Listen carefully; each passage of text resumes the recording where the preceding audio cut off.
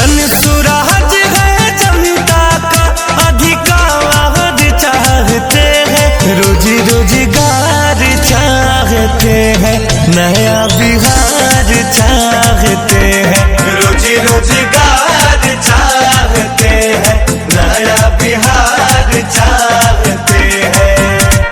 पढ़ा लिखा हो अपना परिवार चाहते हैं, रुके पलायन यहीं पे हो व्यापार चाहते हैं, रोजी रोजगार चाहते हैं, नया बिहार चाहते हैं, रोजी रोजगार चाहते हैं, नया बिहार चाहते हैं।